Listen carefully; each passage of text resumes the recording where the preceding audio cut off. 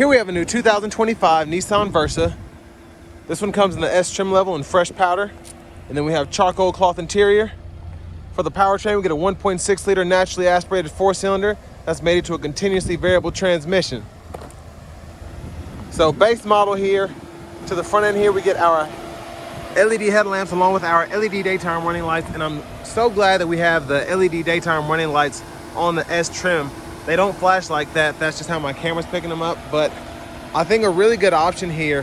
One thing I've noticed about this S trim level in particular is I feel like they're really just trying to keep the cost down to get that conscientious buyer there, because another big plus here is going to be 16-inch alloy wheels as opposed to the steel wheels with the covers. So just a really nice touch there. Door handle there, power door lock controls. We have one touch up and down for the driver's side window, rear window lock, power mirror controls. Gas cap, door release, hood release.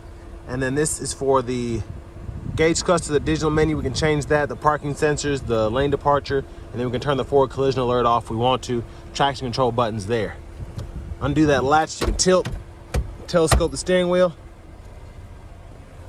And then your trunk release is there. But there is the 6-way manual driver seat, seat back. You can pump the seat bottom here. You can move forward and back. You can pump the seat bottom up or down, and then the seat back can be controlled with this latch here.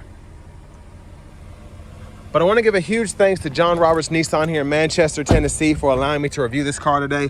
I'll leave a link below in the description, but if you're looking to find the best price on one of these closer to home, click that second link down below. It takes just a minute to fill out your information, and I'll make sure the local dealers are fighting to get you the best price on this or whatever new vehicle you might be interested in. But $22,035 is the sticker price.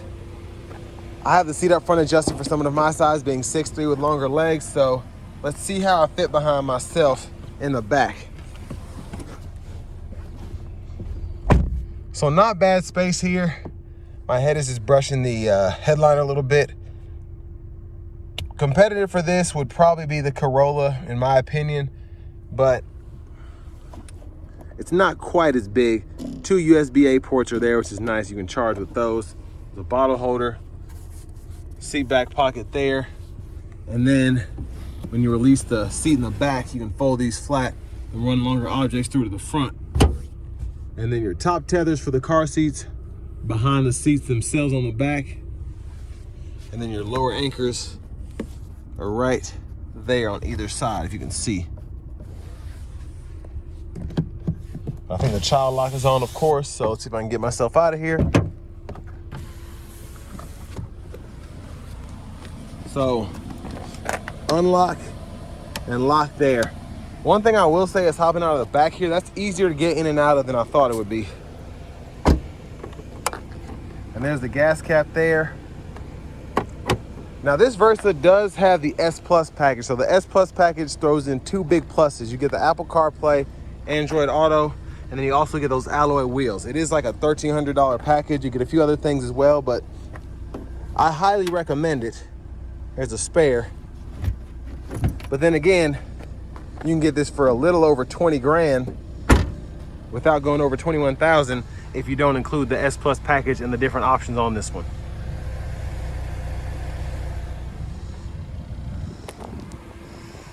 We'll just take a quick look on this rear passenger side. Side impact airbags on the back seat. Love that.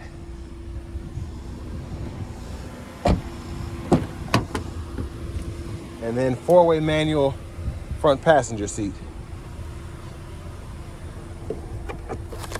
And there's a glove compartment there.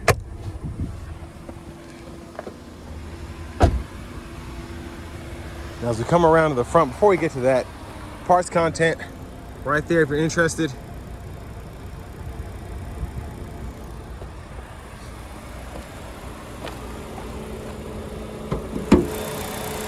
But 1.6 liter naturally aspirated 4-cylinder there.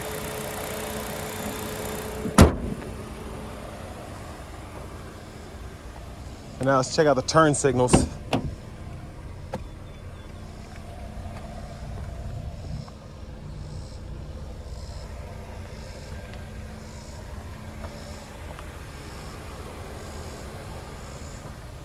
And now, let's hop in the driver's seat.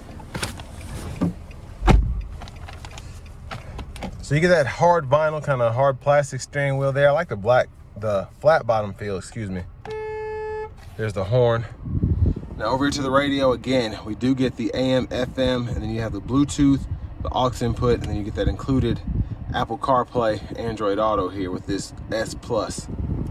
Hazards are there. And then your backup camera's here. Kind of hard to see with the glare, but there it is. Volume knob is here. You can click that to turn the audio off, and then you have the tune knob. You can push and pull up the bass, treble, and all that. And then your settings, you go to the others here. You can change your language right there. Now I have the air on because it is super hot outside. AC controls are down here. Manual, single zone. You can choose fan direction, fan speed, temperature, AC toggle, and then you can close or open the vents to the outside, and then you have the defroster for the rear there. USB-A and an aux input, 12 volt. And then to the shifter, just hold the button on the back, reverse, neutral, drive, and then you have the low gear there, or the low mode. Use that limiter. There's the handbrake, bottle holders there. And there's a look at the back seat from up here. There are your lights. And then the vanity mirror right there.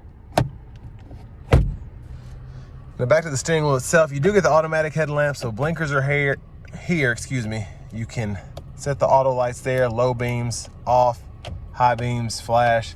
And then over here, intermittent wipers, so one time off, intermittent low, high. You can adjust the intermittent frequency here, which is nice. And then just pull up here for the front fluid. We also get steering wheel mounted audio control, so we can adjust volume here, trackless radio station presets there, voice recognition, Bluetooth, and you can go through the audio sources there. I will say, if that was the windshield washer fluid, that stuff stinks. Cruise control toggle here, set the speed, cancel. And then up here, click this to go through the trip meter. And then again, this button down here below will change the views up top, so you can see the different views that you get there. And then we do have a turn key here. No keyless entry, unfortunately. But again, we do get the power door locks. So next, let's go ahead and take this 2025 Nissan Versa in the S trim level out on the road for a test drive. So starting the test drive in this Versa here, not the quickest vehicle, but it is relatively, it has some relative punch to it. When you kind of pull out, it does have a little bit of grunt to it, but it's not like the Sentra. There's a huge difference between the 2-liter naturally aspirated and then the 1.6. The 1.6 does not have the kind of get up and go power from a stop, but passing power is more noticeable. I'll just put it that way. But from a stop, it does tend to feel strained. But for a car this small, it's not really a big deal. Most people will not be trying to get this up to speed quickly. It's another reason that they got it, because you get 32 miles per gallon city, 40 miles per gallon highway with this. And that's one of the reasons that it sells better in this kind of slower, more southern area here.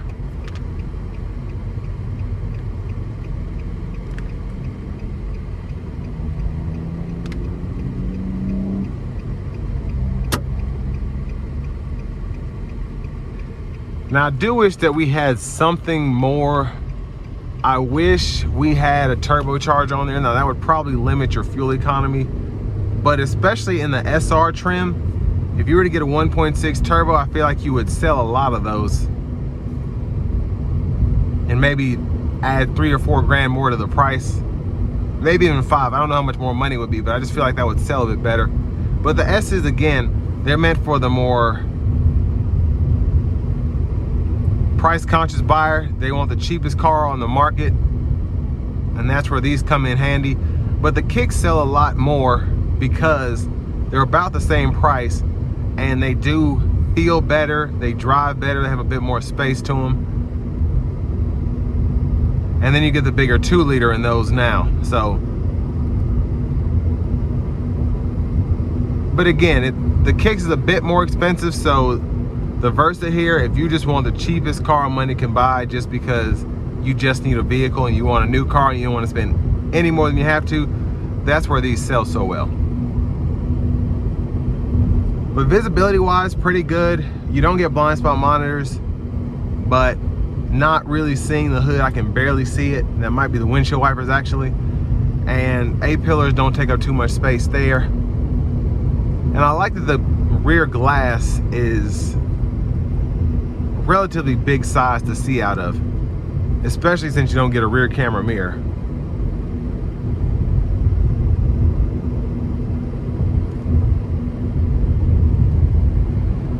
Now, one thing, again, this car is small, and I hate to keep bringing that up, but this air conditioning system is pretty loud, and I have to keep it up because if I put it on 2, I'm burning up. It's basically barely blowing. 3 is blowing pretty loud, and 4 is just crazy. So if there was like a 2.5 or something, that would be good. But again, just on a day like today where it's 90 degrees, the second fan speed setting is not enough. I have to put on that 3rd. So unfortunately, that's gonna come through on the mic a little bit, and I apologize, but it does kind of let you know how high you'll have to have this fan speed on a hot 85, 90 degree day, because you don't have your automatic climate controls. It's just, I feel like it's more of a dated technology, just where the fans are located, where it's blowing, and then just how hot it gets in this car. But honestly, the noise doesn't really bother me. I just know it's coming through on the mic. But if I had this on full blast all day, every day, it wouldn't really bother me any because I'd have the music on.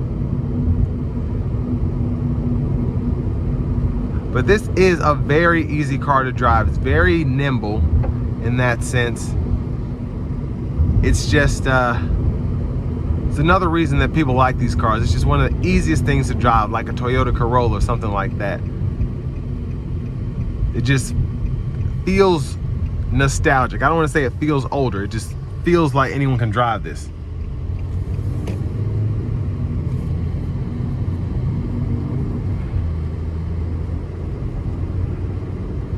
Now the other thing is we don't really have a sport mode or anything like that. You just have your main drive mode.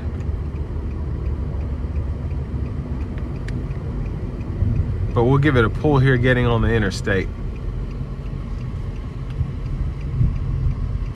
Not gonna floor, but gonna give it something. Here we go.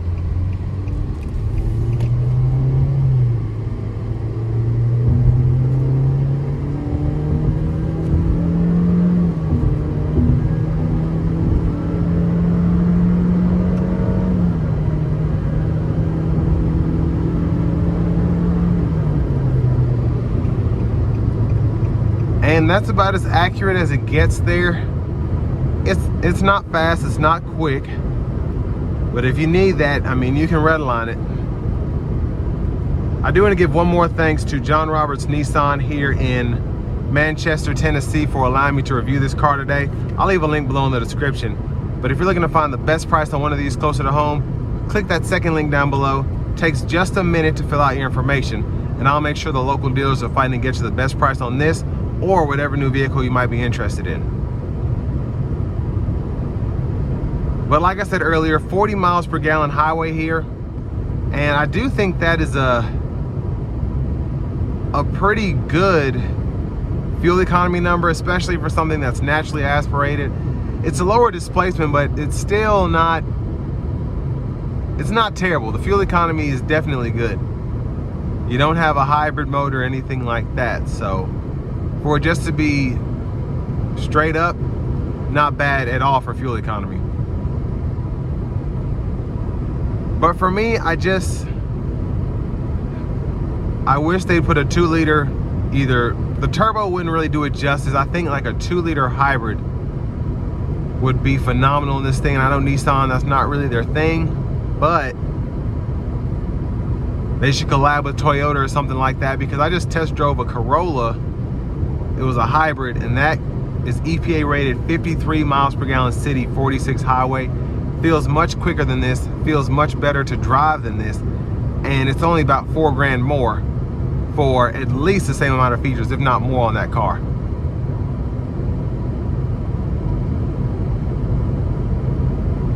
And I just think hybrids are the way to go now, and Toyota's kind of showing that, because the new Camrys are actually fun to drive. They're quick. Again, the same thing with the Corolla, relatively. The Corolla is obviously not as quick feeling as a Camry, but I would just love to see an Altima and a Versa hybrid, because we had an Altima hybrid years ago, I think even before the Corolla hybrid, so.